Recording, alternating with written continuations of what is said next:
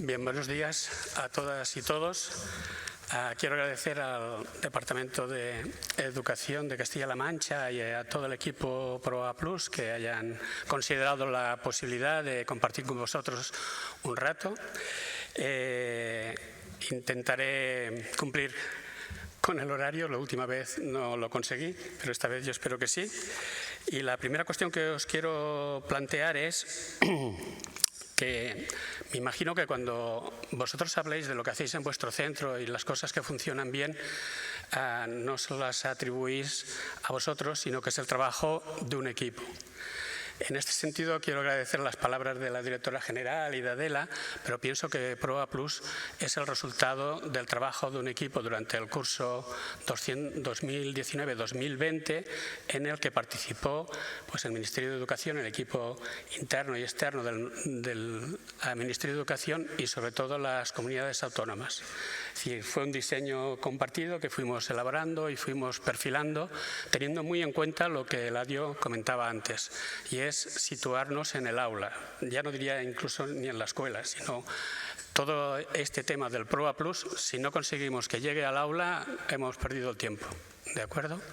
Por lo tanto, claro, para todos nosotros es un gran reto, porque no estamos en el aula. Entonces hemos de conseguir hacer un planteamiento, un programa que os ilusione, que os motive y que al final conseguir que en vuestro centro la gente esté convencida de que tiene un plan compartido que vale la pena aplicar, que se aplique y que realmente llegue a los alumnos. Porque si no llegamos a los alumnos, insisto, es una pérdida de tiempo, con el riesgo de que, como muchos otros programas, se convierta también en una pura burocracia, ¿no? Este es un riesgo que hemos de intentar evitar. Es decir, tengo que rellenar unos papeles, los relleno, pero en realidad en el centro no se ha producido ninguna transformación, ningún cambio. Pues esto es lo que no puede ser. PROA Plus aspira, le gustaría ilusionaros, convenceros de que el PROA Plus vale la pena como plan de planes, como también se ha dicho antes, para transformar el funcionamiento de los centros de tal forma que consigamos que nuestros alumnos tengan éxito. Todos nuestros alumnos. Y vosotros tenéis los alumnos que tienen más dificultades para conseguir ese éxito porque tienen muchas barreras por los entornos en los que viven. Pero hemos de conseguir esa teórica igualdad, que a mí me gusta decir equitativa de oportunidades,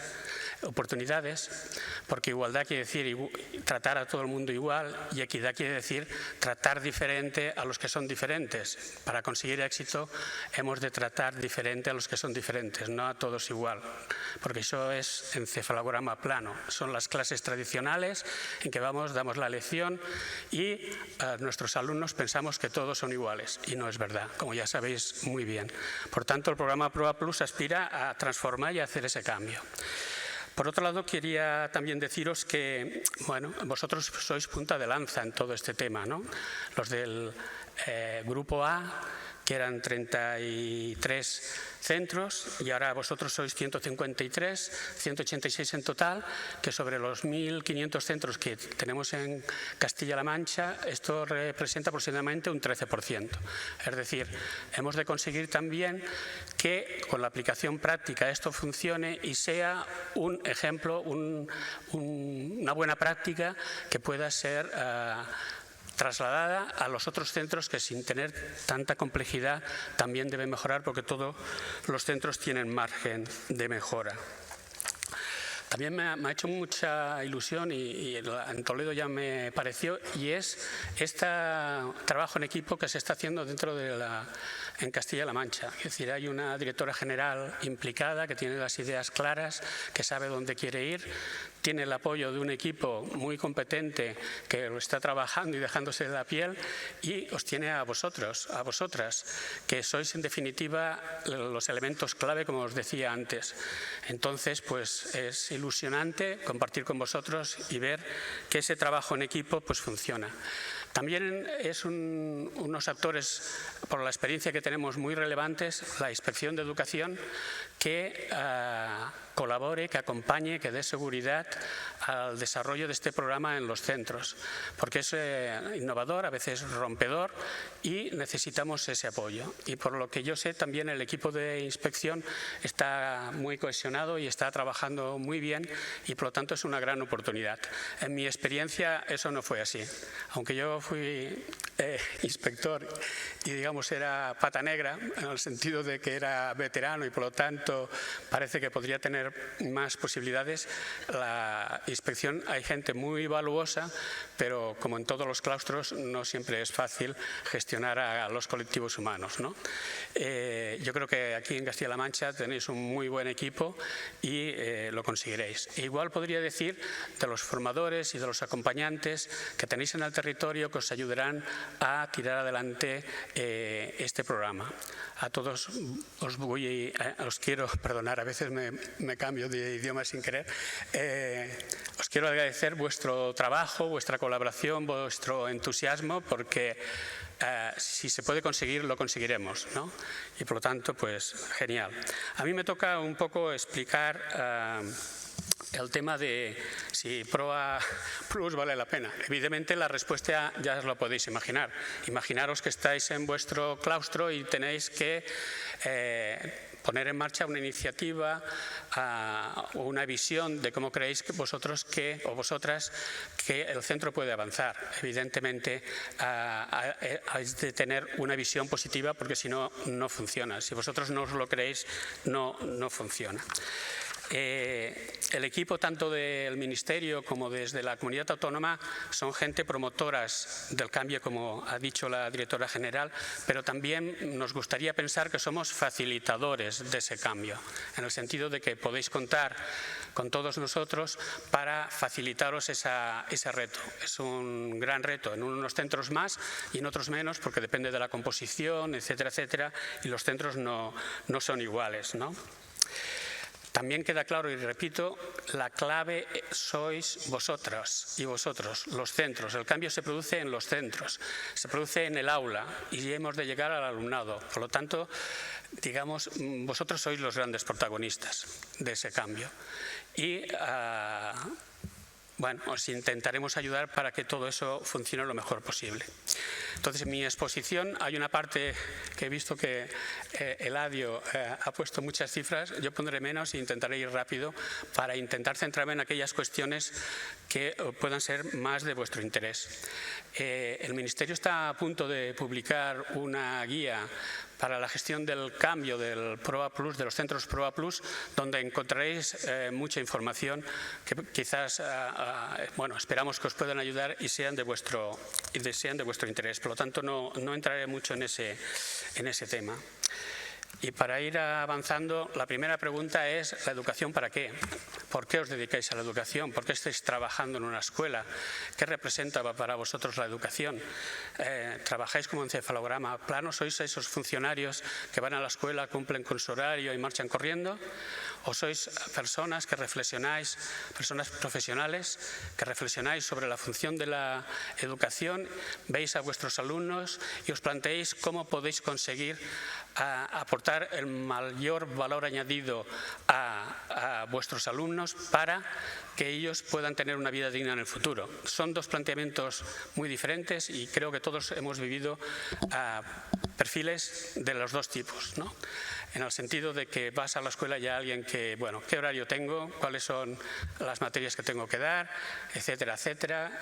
En secundaria especialmente, esta hora no me va bien, la otra tampoco, y lo único que hacen es cumplir estrictamente, formalmente con su trabajo, tienen un libro, siguen la pauta del libro, no importa si el alumno aprende o no, ese no es mi problema, es un problema del alumno, yo ya hago mi trabajo lo mejor posible, que es transmitir el conocimiento, etcétera, etcétera. Claro, este planteamiento fordista, que diría yo, que es: estás en una cadena de producción, todo está, allá un protocolo y hago mi función, aprieto el tornillo que corresponde y aquí se ha acabado mi problema y mi responsabilidad, esto no puede ser, digamos, ¿no? Esto no nos interesa. Todos estos docentes que tenemos en nuestras escuelas que reúnen aquel perfil, yo personalmente no los hubiera dejado entrar nunca en el sistema educativo, porque el valor que aportan es muy poco, en mi opinión, evidentemente. La educación tiene muchas expectativas, ¿no? Ya Mandela, esto es un clásico, ¿no? Es una arma más poderosa que puedes usar para cambiar el mundo. Pero puede ser que hay gente que no le interesa cambiar el mundo.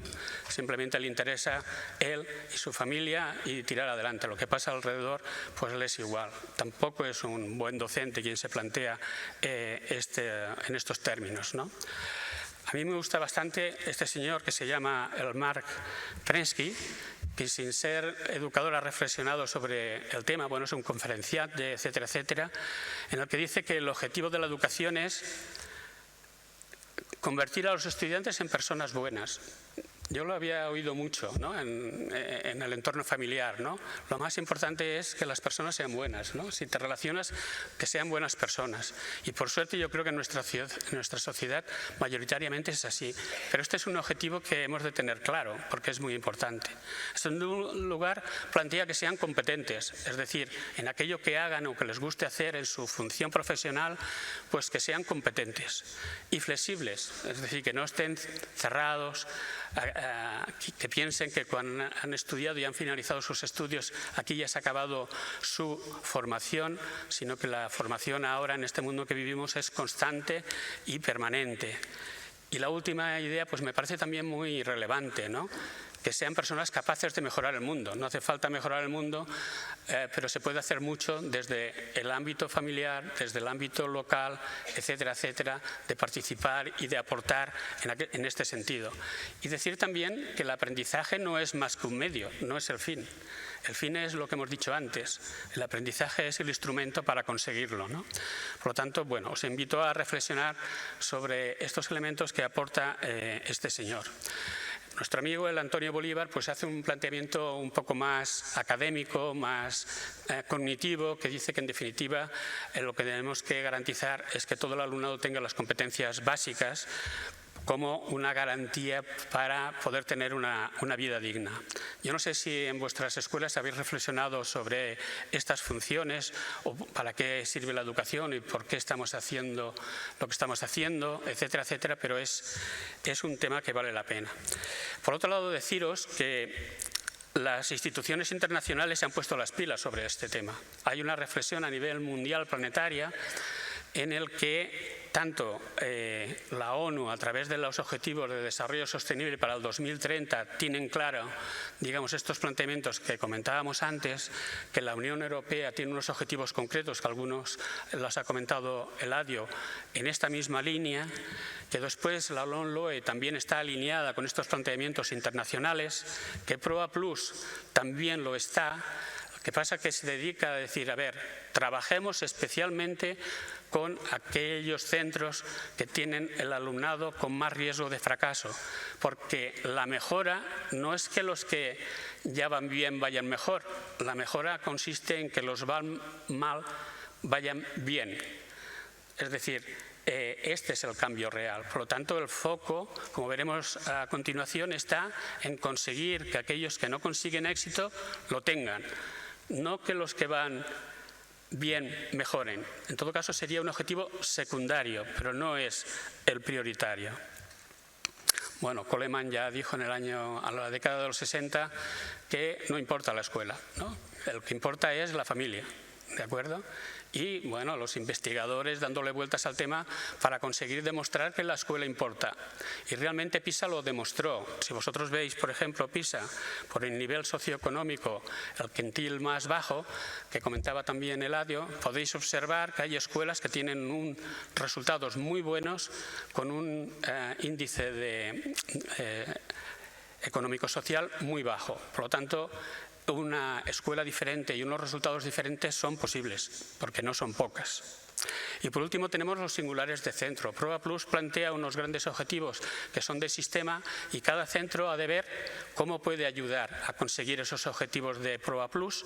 Por lo tanto, han de estar alineados, pero han de ser los suyos propios. No es lo mismo un centro que tiene un abandono del alumnado muy importante o un absentismo muy importante que otro que tiene un nivel de éxito elevado.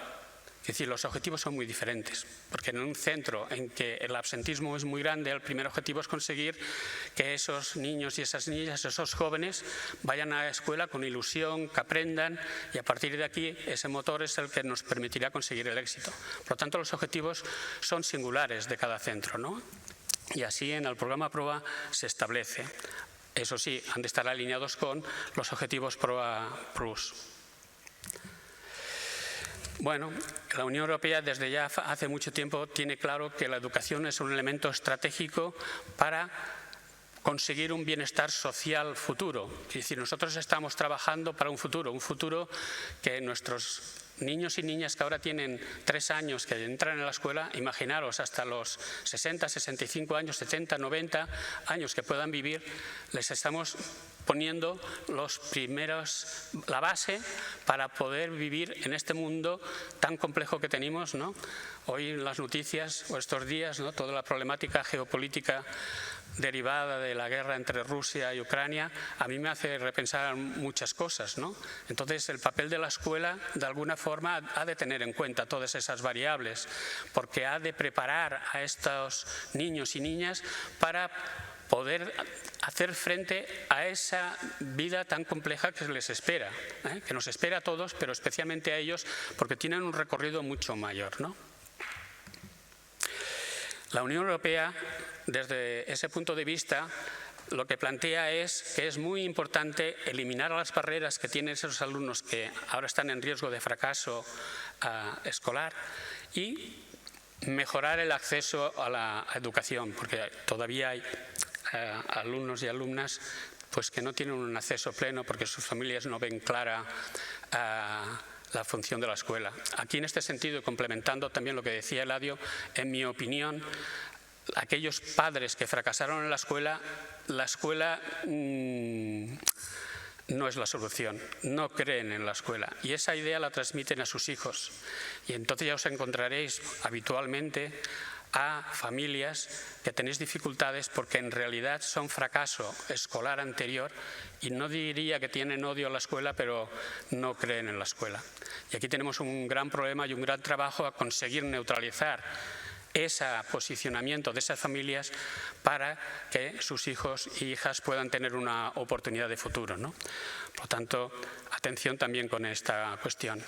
Las prioridades para la Unión Europea para el 2030, me fijaré en 2 que yo creo que son muy importantes, es aumentar la calidad de la educación, la equidad, que es lo que decíamos antes. Equidad quiere decir tratar diferente a los diferentes y de forma similar a los que son similares. No es la igualdad.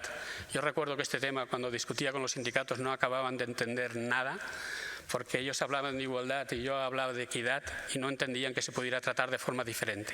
Y esta es la clave. Cada alumno, cada alumna es singular, es diferente y los hemos de tratar de forma diferente, porque no son iguales.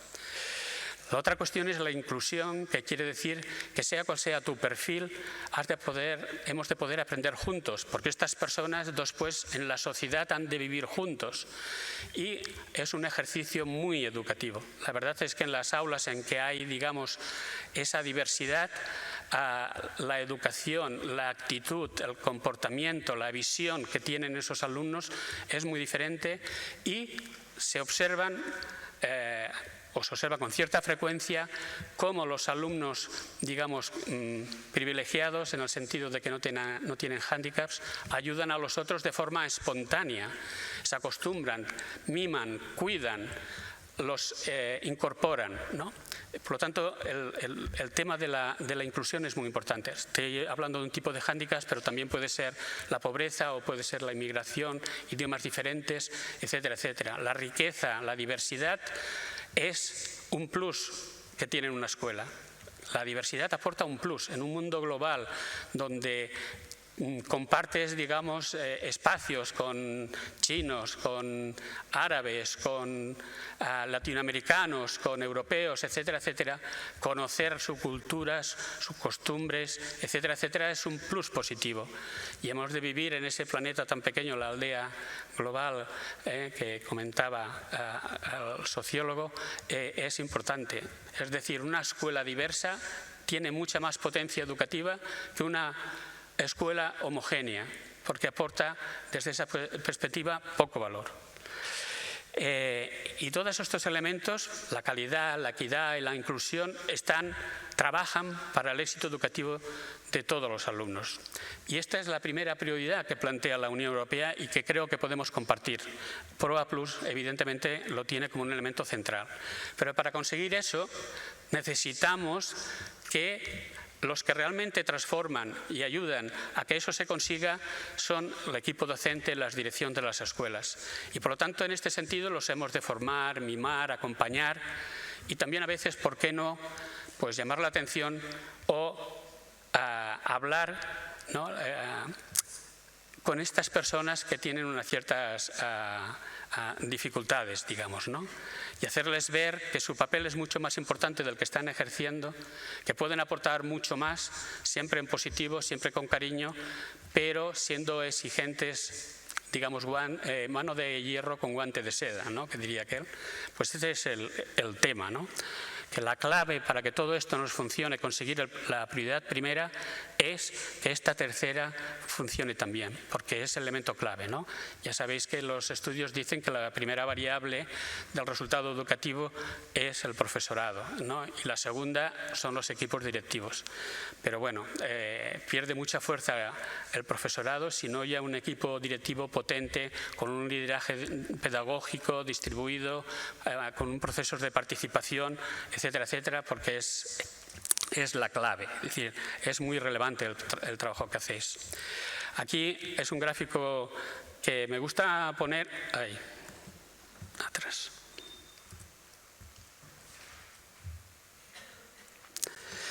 Un poco para saber dónde estamos. Aquí, como veis, tenemos como una pequeña montañita, ¿no?, en la que la línea azul es la Unión Europea, la amarilla es España y la roja es Castilla-La Mancha.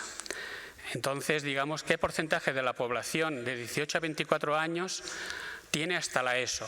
Y ya veis aquí los porcentajes. El que tiene el porcentaje más alto es Castilla-La Mancha, ¿no?, que está sobre un 35%. La Unión Europea está en un 25%, que son 10 puntos menos. Pero los objetivos que pretende la Unión Europea es que este porcentaje sea del 9%. Y nosotros, que somos ambiciosos, nos gustaría que tendiera a 0. Pero hemos de hacer un camino y hemos de ir a poco, pero nuestra orientación es que las personas que tienen como máximo hasta la ESO sea el mínimo posible. Y en nuestro caso, por el perfil de nuestras escuelas, este es un gran reto. La segunda cuestión que podéis ver en el gráfico es que, como consecuencia de eso también, o como derivada, el porcentaje de alumnos que tienen post-ESO, pero no superior, o sea, que tienen ciclos formativos de grado medio o bachillerato, el porcentaje de Castilla-La Mancha y de España es, comparativamente con la Unión Europea, más bajo. Estamos sobre el 50%. Entonces, este es un gran problema. Hemos de sacar alumnado de hasta ESO y trasladarlos a este otro punto y subir. Porque de educación superior estamos sobrados, como veréis después.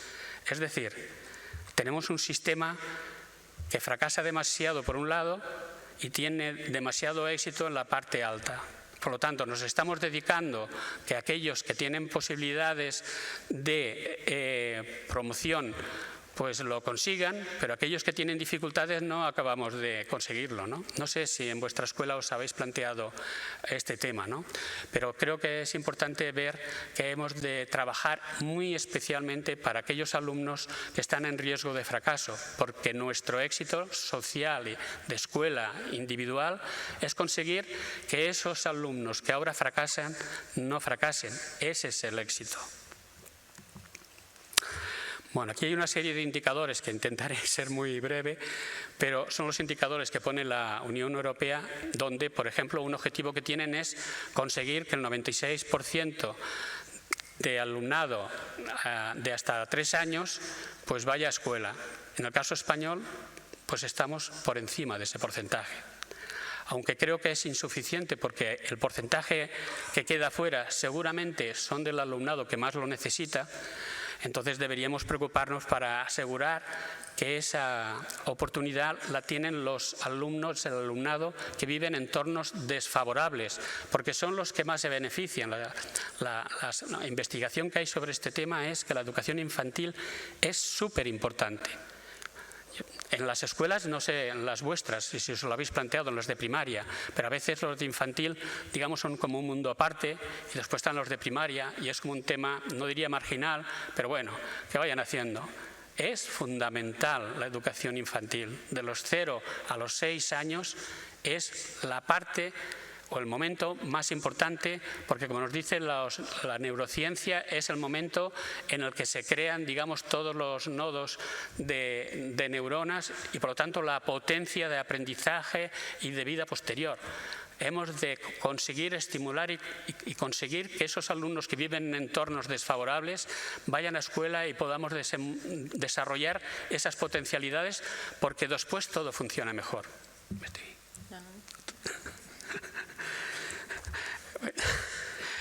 El otro tema son las competencias básicas, ¿no?, que se plantea la Unión Europea.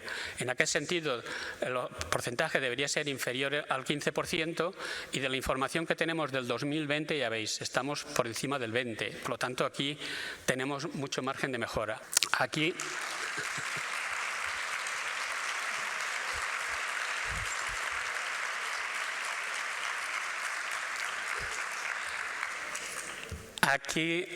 tenemos un margen de mejora importante y esto nos afecta a todos, porque aunque sea a los 15 años, este resultado es el trabajo que se ha realizado desde educación infantil hasta la ESO. Por lo tanto, aquí todos tenemos posibilidades de mejora. El abandono prematuro es el tema del 9% y los porcentajes, aunque hemos reducido mucho, como comentaba Eladio, estamos en el 16% y tenemos un margen muy importante. Y yo diría que esa reducción en parte puede ser por las mejoras que se han hecho en el sistema educativo, pero que la variable explicativa más importante seguramente es ajena al sistema educativo. Por lo tanto, no podemos estar contentos con este resultado, sino que tenemos muchísimo trabajo. Y ya por último, aquí tenéis una información sobre las inversiones que se hacen comparativamente con Europa, porque de esto se habla mucho, que se invierte poco y tal. Aquí hay números absolutos que ya os miraréis, pero veréis que las diferencias tampoco son tan significativas, porque lo importante no es gastar mucho, lo importante es gastar bien. En educación se ha de gastar más, es evidente, pero lo hemos de aprovechar mejor, porque si no, simplemente estamos quitando recursos de otras necesidades sociales que van a la educación, pero sin ningún impacto sobre los resultados. Y eso me parece que es tirar el dinero. ¿De acuerdo? Por lo tanto, tenemos una gran responsabilidad que cuando se nos ponen los recursos en la escuela, aprovecharlos lo mejor posible. Bueno, y por último, lo que os decía antes, en la etapa superior, los que finalizan la enseñanza superior, nosotros ya hemos conseguido los objetivos de 2030 a nivel de Estado español. La única cuestión es ver que hay diferencia entre los que han nacido en el país, los que nacieron en la Unión Europea y los de fuera. Aquí la diferencia es brutal, porque los que nacieron fuera de la Unión Europea, digamos, se licencian o se gradúan menos de la mitad, ¿no? Por lo tanto, aquí sí tenemos un ámbito de mejora, claro, pero ese ámbito de mejora se ha de producir en la educación infantil, primaria y secundaria, porque la universidad es la última fase. Por lo tanto, también es responsabilidad nuestra, ¿no? O sea, tenemos unos grandes retos, creo que tenemos unos grandes equipos y unas grandes direcciones, es cuestión de ponerse a ello y seguro que lo conseguimos. Bueno, los términos, aquí ya no insisto, porque es lo mismo, unos gráficos, voy rápido, pero la idea es esa, ¿no? Hemos de conseguir que el 100%, lo más próximo al 100% de nuestro alumnado tenga éxito. Y ya sé que eso no es nada fácil, pero este es el tema. No que mejoren los que ya van bien, sino que consigan un mínimo éxito los que no van bien o los que están en riesgo de fracaso escolar. Esa es nuestra gran tarea y nuestro gran reto. Y es para lo que se ha diseñado PROA. Bueno, ¿Cuál es vuestra posición en vuestra escuela en relación con los retos educativos?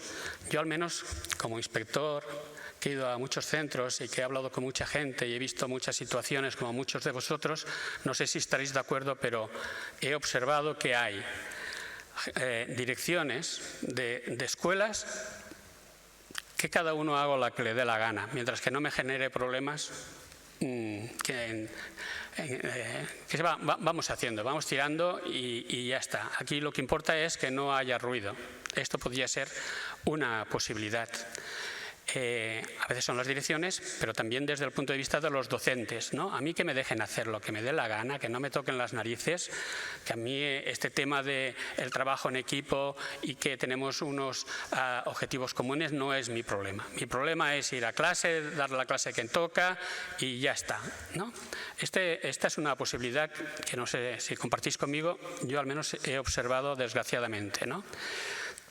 Una segunda posibilidad es que el statu quo ya me está bien. Todo funciona razonablemente bien, por lo tanto, no hace falta hacer nada, ¿no? La diferencia con el anterior es que además dejas que todo el mundo haga lo que le dé la gana. Aquí lo que se trata es de mantener los procesos, el planteamiento que tenemos en la escuela y venga, adelante. Evidentemente esto es un muerto, para entendernos, ¿no? Como escuela. Esto es una escuela que no tiene vida. Esto es una escuela en que los alumnos que necesitan esa especial atención fracasarán rotundamente, ¿no? Los profesores, el equipo docente, la dirección seguramente pues tendrán un nivel de vida mediocre, por decirlo de alguna forma, triste, porque no hay emoción, no hay motivación, no hay ganas de cambiar nada. Pero eso pasa, yo lo he visto, ¿no? Otra posibilidad es que yo lo que haré es aplicar formalmente todo lo que me digan que tengo que hacer. Pero a mí no me pagan por pensar, que piense en otros. A mí no me pagan por pensar. Y eso recuerdo perfectamente una vez que intentábamos explicar un programa de innovación también que era el PROA. El PROA Plus, como han dicho antes, viene del PROA. Y recuerdo un directora que hablando con él me decía, no, a mí todo esto que me explicas no me interesa. A mí lo que me interesa es que me digas qué tengo que hacer. Yo no tengo ninguna responsabilidad, yo simplemente haré lo que tú me digas. O sea, un error enorme de haber escogido a este director. Es que yo si hubiera podido lo hubiera hecho dimitir, pero ya, porque esto es una engañifa, esto es un impresentable, digamos, ¿no? Pero pasa, esto pasa.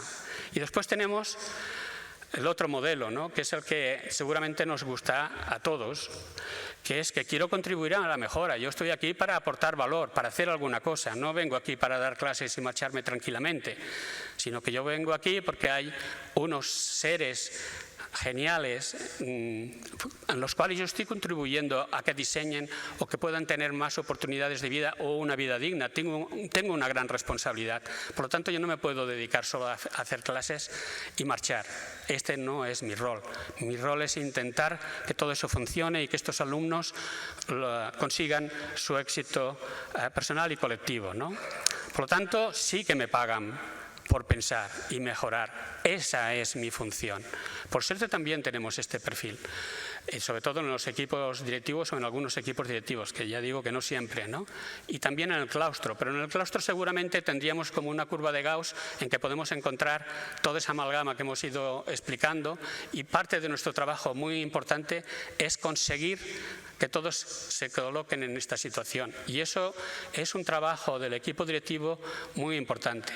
Supongo que Carlos ya insistirá en este tema porque os explicará el tema de las emociones que son muy, muy relevantes en la gestión de los equipos directivos. Es decir, los equipos directivos no están para rellenar papeles. Los equipos directivos no están para cumplir con una burocracia.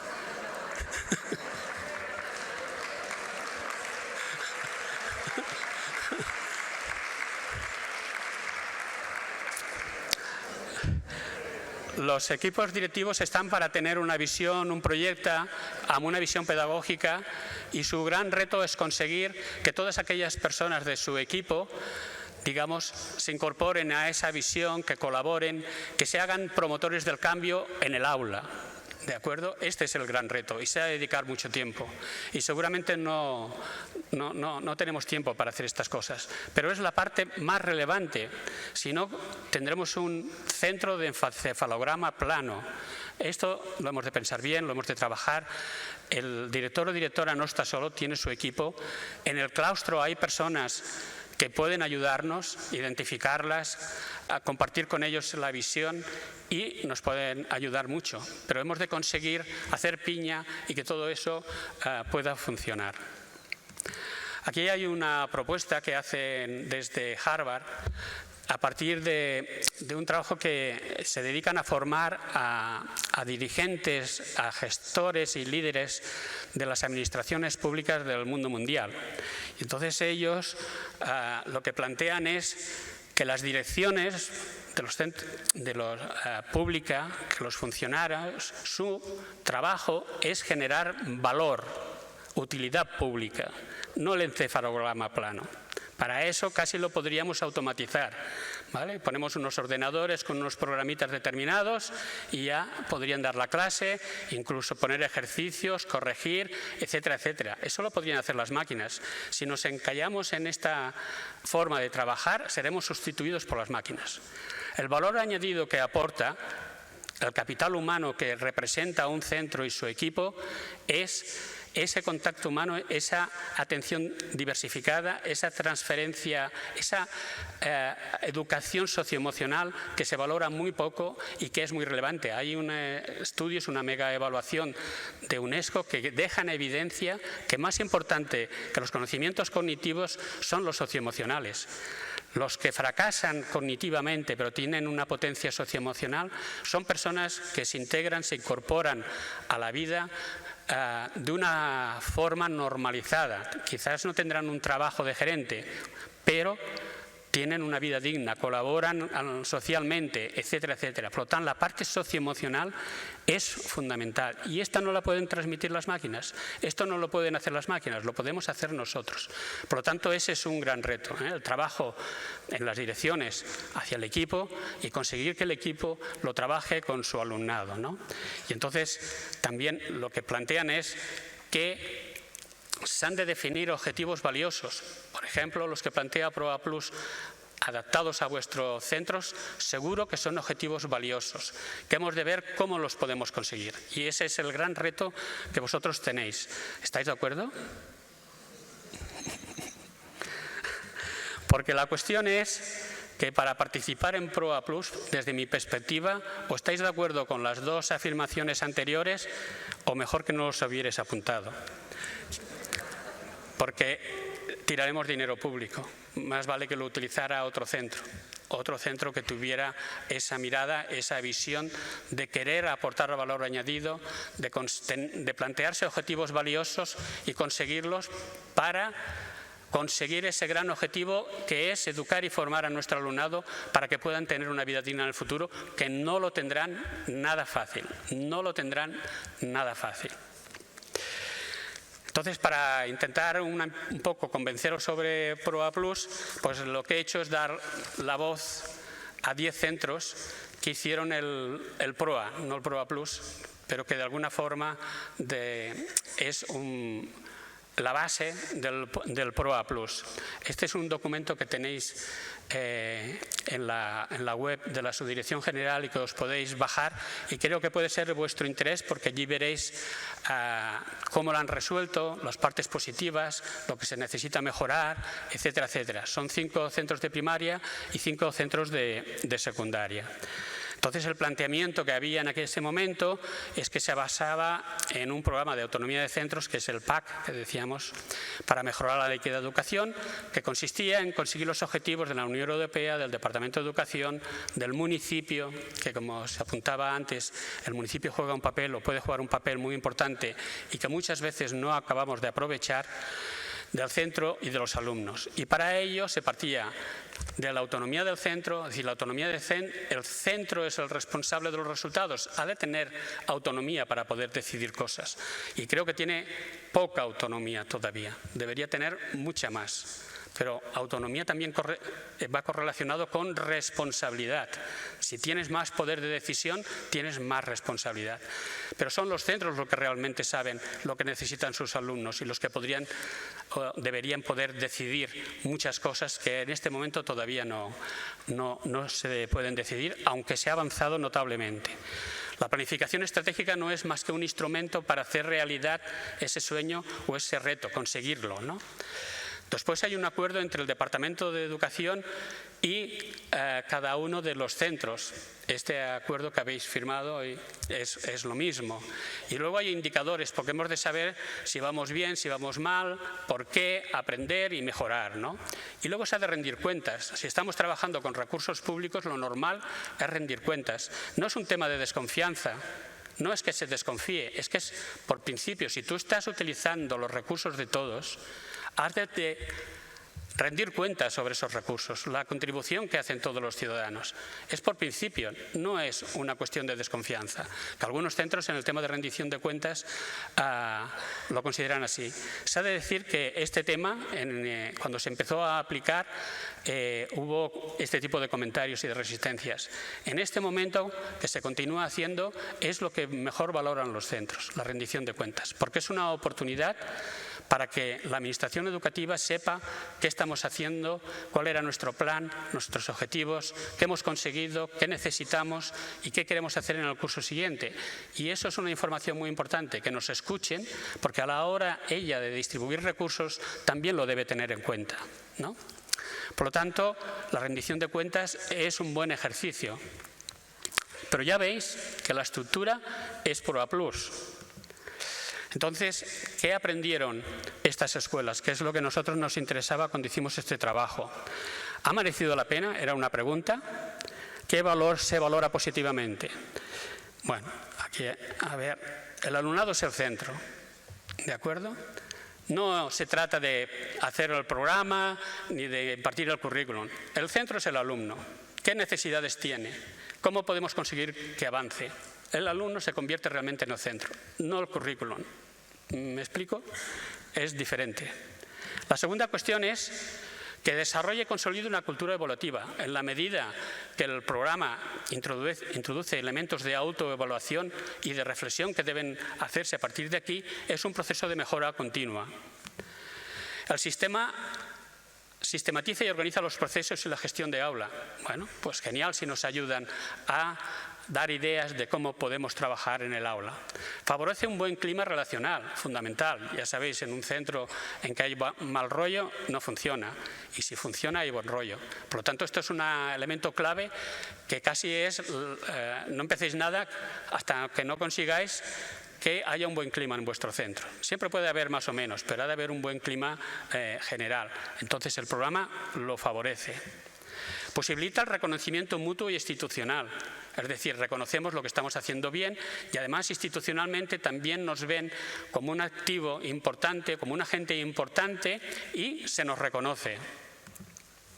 Mejora la satisfacción de la comunidad educativa, fundamental. Si hemos de trabajar y lo hacemos bien y hacemos un esfuerzo, pues que se nos reconozca, ¿no?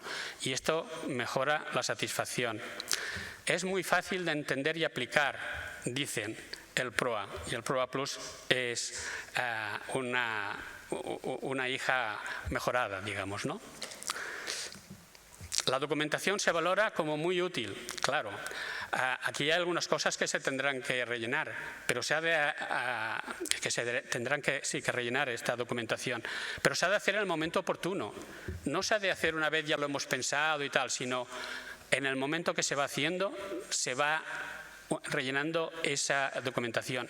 Y eso nos deja una constancia, es un registro sobre lo que hemos pensado, sobre lo que hemos decidido y sobre lo que tenemos que reflexionar. No se trata de rellenar papeles, es una pérdida de tiempo que no sirve para nada y estáis perdiendo el tiempo. Todo eso se ha de hacer de una forma inteligente y evidentemente no hagamos dos veces lo mismo, ¿vale? Con una vez es suficiente. Como decía también Eladio, en este programario que se está diseñando se ha pensado mucho en vosotras y en los centros para decir, bueno, tienen que hacer un esfuerzo, de acuerdo, pero que tengan un retorno positivo, que se les ahorre trabajo en otras cosas que se le puedan pedir, y sobre todo con esa información que reflexionen y piensen cómo se puede mejorar, porque eso sí que es vuestro trabajo, reflexionar y pensar cómo podemos ir avanzando. Pero no hace falta que hagáis estadísticas y cosas muy complicadas. La gente además se pierde con la estadística. Estadística quiere decir en la elaboración. En cuanto a los resultados, aquí no sé por qué hay como una urticaria con los datos. Cuando aparecen datos la gente ya empieza a sudar. No, la estadística, los datos nos aportan historias maravillosas que hemos de entender, que hemos de interpretar y hemos de tomar decisiones en base a ellas. No vale solo la capacidad dialéctica de alguien en el claustro que te lleva hacia un lado o hacia otro. Lo que interesa es tener datos objetivables, datos a que compartir y a partir de aplicar todo el conocimiento que tiene el claustro, que tiene el equipo directivo para hacer el trabajo lo mejor posible. Es profesionalizar. En realidad nadie se plantearía tomar decisiones sin tener datos. Bueno, es que sería un suicidio. Pues bueno, en el caso nuestro tampoco somos tan diferentes. Hemos de avanzar en esa línea, ¿no? Por lo tanto, esto funciona, que sepáis que ellos dicen funciona, ¿vale? Luego, la utilidad, ¿no?, que se valora positivamente. Esta desde la perspectiva de los institutos. Antes eran los centros de primaria. ¿Qué nos dicen los institutos? Pues que visibiliza interna y externamente el plan de mejora. Es decir, que compartimos realmente un proyecto aplicado. ¿Cuánto tiempo hemos dedicado a hacer el proyecto educativo de centro? Y es maravilloso durante el proceso, pero acaba en la estantería del despacho del director y nadie más se acuerda de ese proyecto educativo de centro. Aquí tenemos un gran problema. Hemos hecho un gran esfuerzo, tenemos las ideas claras, pero luego eso cómo se transforma en una realidad. Teóricamente es el proyecto de dirección, pero el proyecto de dirección también ha de conseguir disponer de la complicidad del claustro y de las personas que la han de aplicar. Por lo tanto, el primer paso es hacer participar a la gente y modificar y adaptar ese proyecto de dirección para que sea un proyecto de todos, porque si no, no funciona tan bien. Lo hemos observado. Un director, un equipo directivo hace un proyecto maravilloso en un despacho y luego su aplicación práctica acostumbra a ser un fracaso o, como mínimo, no se desarrolla con el potencial que tiene. Escuchemos las voces que tenemos en la escuela, porque son muy importantes. El profesorado, el alumnado, las familias nos aportan mucho. En la medida que ellos participan y lo hacen suyo, luego el plan se desarrolla con una potencia increíble, porque lo sienten suyo, es el plan de todos. Si no los tenemos en cuenta, tendremos un problema. Por eso, el diseño del plan estratégico de mejora ha de tener tiempo. No se trata de hacer pim pam en un mes, 3 meses. Normalmente, no sé cómo lo tenéis planteado, igual ahora estoy metiendo la pata, pero Luego comentamos un poquito esto. Sí.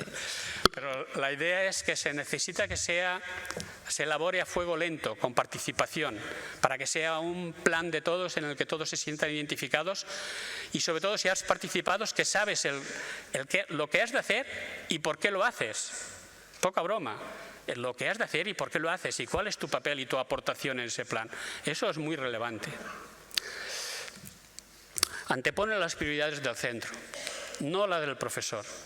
Aquí anteponemos las prioridades del centro. En secundaria es lo que os decía. Cada departamento, cada profe, libertad de cátedra, es un mundo y cada uno hace y deshace lo que le da la gana, ¿no? En cierta medida ha de haber un margen de autonomía y de poder decidir el cómo al final trabajas en el aula. Pero todo el proceso anterior de los objetivos, de qué queremos conseguir, etcétera, no es solo del profesor, es de toda la comunidad educativa. Estamos en una organización que trabaja para conseguir unos objetivos que son que el alumno tenga éxito. Y eso no es un trabajo solo individual, es un trabajo en equipo, ¿no? La frase famosa que para educar necesitamos a la tribu, ¿no? Pues eso, necesitamos al claustro, necesitamos las familias, necesitamos al entorno. Favorece un buen clima, la cohesión del claustro y un proyecto educativo compartido. Hay algunas similitudes con primaria, ¿eh? Contribuye a conocer los puntos fuertes y débiles del centro. Da consistencia a la toma de decisiones y a lo que se hace. Es decir, las decisiones no se toman solo por intuición. Tienes unos datos y después sobre los datos aplicas la intuición, pero no solo la intuición. La intuición o la visión son muy importantes, pero parte de los datos, porque igual te estás planteando cosas que son imposibles. Con los datos te hacen de tocar de pies a tierra y decir, bueno, no, yo quiero llegar allí, pero el primer paso no es el que yo pensaba, sino es este otro. Y eso hacerlo de forma compartida. Y eso funciona. Facilita el trabajo en equipo y el liderazgo distribuido. Genial, ¿no? Facilita el trabajo en equipo. ¿Cuánto nos gustaría que en nuestras escuelas se trabajara en equipo? En algunas seguro que ya lo habéis conseguido, pero en otras no es nada fácil, ¿no? Cada uno, cada maestrillo con su librillo, ¿no? Que decían, pues no, es decir, compartir y tal. Luego al final al aula, evidentemente cada maestro, cada profesor tiene su perfil, puntos fuertes y puntos débiles y por lo tanto no se puede hacer igual. Cada uno lo ha de hacer de acuerdo con sus capacidades, con sus posibilidades. Da contenido a los equipos docentes y a trabajo por ámbitos. Bueno, casi nada, desde secundaria, ¿eh? Desde secundaria, trabajo por ámbitos. Que esto es un tema que la LOE hará al abierto, ¿no? Antes casi estabas en la frontera de la ilegalidad cuando en los centros se hacían estos planteamientos. Tenías que hacer una interpretación de la norma que lo posibilites y aquí, por ejemplo, la inspección juega un papel muy importante por dar seguridad, ¿no? Ahora, por suerte, eso ya está en una ley orgánica y se puede hacer. Simplifica y aporta la utilidad a la memoria de final de curso. Y hay memorias que simplemente es la recopilación de lo que se ha hecho, sin ninguna valoración. Es decir, dónde queríamos ir, qué hemos hecho, qué hemos conseguido y cómo podemos mejorar. Este planteamiento en muchas memorias no está, simplemente es una relación de lo que hemos hecho y aparecen unos mamotretos increíbles. Bueno, queda bien y puede ser un anexo, pero eso no es lo que le interesa a la escuela, eso no es lo que necesita la escuela y eso tampoco nos es de utilidad, no se lo lee nadie. Esto es imposible, es decir, que la memoria ha de ser corta, clara, concisa, para que sea útil y que se la lea todo el mundo y todo el mundo la tenga presente. Y eso con el PROA se puede conseguir. Aporta indicadores de resultados y de actividad. Bueno, desde secundaria, mira, se considera importante, ¿no? Y en primaria también. Yo es que alucino desde el punto de vista de cuando, digamos, eres moderado en los planteamientos y las exigencias, vas a los centros y han desarrollado una cantidad de instrumentos para medir y tal, porque hay alguna persona interesada en el tema, etcétera, etcétera, que debaten y discuten sobre datos, que es maravilloso. Y esto lo he visto en primaria, en centros de primaria, que en principio podría pensar que es más difícil. No, funciona. Y la verdad es que es muy interesante y muy motivador ver que todo eso se utiliza y sirve para la mejora. Y en los centros de secundaria, por supuesto, también. ¿Cuánto? 5 minutos. 5 minutos. Vale. Bueno. Ayuda a mejorar los aprendizajes del alumnado, fundamental, desde secundaria. Es decir, todo este rollo del plan y todo esto que hemos compartido, al final, ¿ha servido para alguna cosa? La gente de secundaria dice que sí, que sirve para que mejore los aprendizajes. Por lo tanto, esta es una información interesante. Por lo tanto, funciona. Ánimo, ¿eh? Esto es posible. Aquí no me miraré los diferentes estudios que hay sobre la bondad de PROA Plus, pero académicamente se ha demostrado, como comentaba también Eladio, que eso funciona. Por lo tanto, hay la evidencia no solo desde la perspectiva de los centros, sino desde el punto de vista de la academia, de la universidad, de los investigadores. Funciona. Por lo tanto, el análisis, lo que aporta y el esfuerzo vale la pena, es positivo, esto funciona. ¿Qué ofrece PROA? Ahora iré rápido, pero no importa, porque ya os he dicho que tengo la guía, tendréis la guía y allí podréis ver muchas cosas. Solo decir que PROA Plus está orientada a conseguir los objetivos de la Unión Europea y también los de ODS y los ONLOE y trabaja en 3 líneas claramente. Transformar el funcionamiento de los centros, pasar del encefalograma plano a un centro que se plantea objetivos valiosos y que lucha para conseguirlos, que incide en los procesos y las condiciones de educabilidad, muy importante la educabilidad porque hace referencia a las barreras, el papel de los centros para gestionar las barreras también es muy importante, no tenemos tiempo, pero bueno, ya lo iréis viendo. Y después genera conocimiento, es decir, parte de esta cooperación que estamos haciendo a nivel estatal consistirá en que todo lo que hacéis, todos los centros, esa información quedará recogida y habrá equipos de apoyo externo que se dedicarán a estudiar qué funciona, qué no funciona, por qué, y tendréis un retorno para saber qué vale la pena intentar y qué no se ha de hacer porque no funciona, ¿no? Por lo tanto, estas son las tres líneas: transformar el funcionamiento, incidir en los procesos de enseñanza-aprendizaje, en las condiciones de educabilidad y generar conocimiento que alimente ese proceso de mejora que os he dicho. Vale, esto ya lo hemos visto, no sé por qué ahora. Bueno, lo que ofrece Proa me lo salto, ya os lo miraréis. Es un programa maravilloso hecho por este equipo que os comentaba antes de las comunidades autónomas, el Ministerio y promotores externos del cambio. Funciona. Hemos puesto en común todo lo que sabemos y hemos aprendido entre todos y está a vuestra disposición. Por lo tanto, es una gran oportunidad, como decía la directora general, para intentar conseguir ese objetivo del éxito educativo de todo el alumnado, ¿no? Bueno, aquí había esta última, deciros que plantea un modelo de gobernanza pedagógica muy interesante para hacer esa transformación. Que hay un trabajo en red, que trabajaréis entre vosotros, pero también a nivel estatal, y que tenéis el apoyo institucional, como os decía, de las comunidades autónomas y del Ministerio y los equipos externos. ¿Qué refuerzo representa? Bueno, no os lo explico, pero poca cosa. Para el beneficio que produce, poca cosa el esfuerzo. Tomárnoslo con cariño y paciencia, como decía Eladio, la verdad es que todos estamos haciendo un gran esfuerzo y vosotros ya sabemos que estáis al límite, pero bueno, repensar las cosas que hacéis e intentar dejar un espacio para Proa Plus, que creemos que es una gran oportunidad. ¿Vale la pena Proa Plus? En nuestra opinión, sí. A ver, aquí tengo la única cosa que quería, es aquí. Quería pasaros un pequeño vídeo que dura 2 minutos, pero no sé por qué ahora. A ver. No.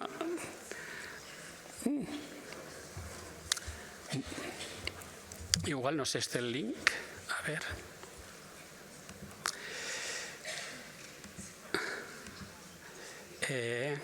¿Dónde está? Aquí este de aquí arriba.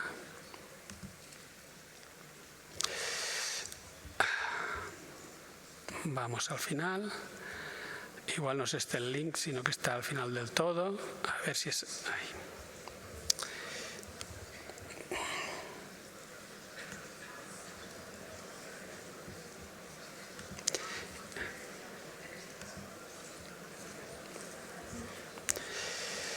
A ver si es este. No. Sí, es este, es este.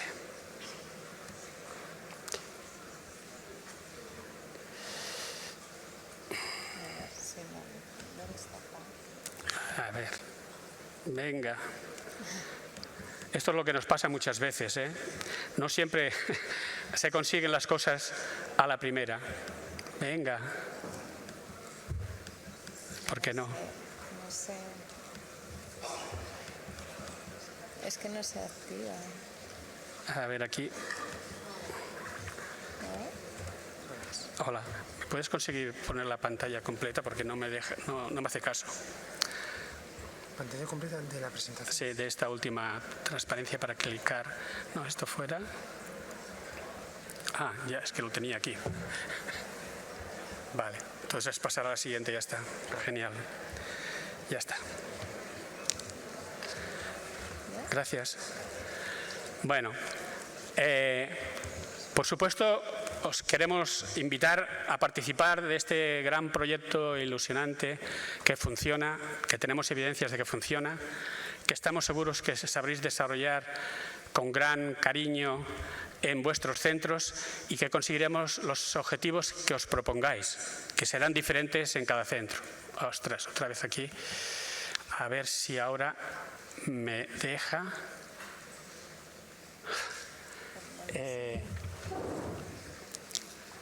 Igual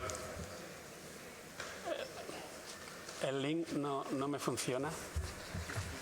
A ver si me puedes ayudar, porque creo que como final de esta intervención os puede gustar. Porque si no copiamos la dirección, la ponemos aquí en el navegador y tiramos adelante. ¿Me explico? Sí, no te preocupes. No sé. Comparativamente.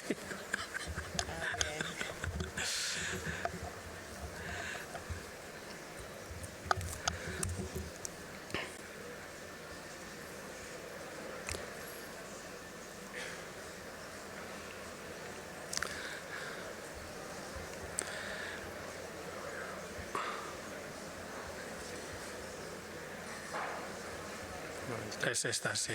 La ponemos en pantalla, pero no se ve. Si esperáis un segundito, ahora, bueno, quien tenga que salir, que salga evidentemente, pero ahora en un momentín vamos a hacer un descanso, ¿vale? Un segundo. Sí, perdonar esta presentación que espero os haya... Vale, gracias. Os haya animado, y ahora para acabarlo de redondear, a ver qué os parece este vídeo que de alguna forma recoge el espíritu que os queremos transmitir, ¿no?